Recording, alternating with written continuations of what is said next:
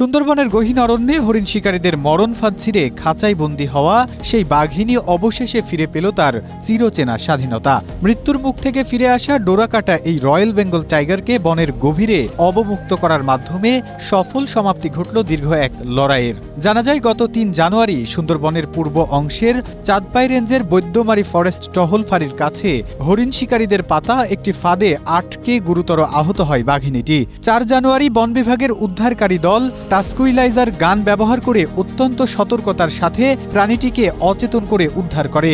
এরপর লোহার ফাঁদ কেটে খাঁচায় বন্দী অবস্থায় খুলনার বন্যপ্রাণী ব্যবস্থাপনা ও প্রাকৃতিক সংরক্ষণ বিভাগের পুনর্বাসন কেন্দ্রে নিয়ে আসে। উদ্ধারের সময় বাঘিনীটি মারাত্মকভাবে জখম ও অত্যন্ত দুর্বল হয়ে পড়ায় তার বেঁচে থাকা নিয়েই শঙ্কা তৈরি হয়েছিল। তবে বিশেষজ্ঞদের নিবিড় তত্ত্বাবধানে দীর্ঘ প্রায় ৬ মাস চিকিৎসা ও পুনর্বাসনের পর বাঘিনীটি সম্পূর্ণ সুস্থ ও সবল হয়ে ওঠে।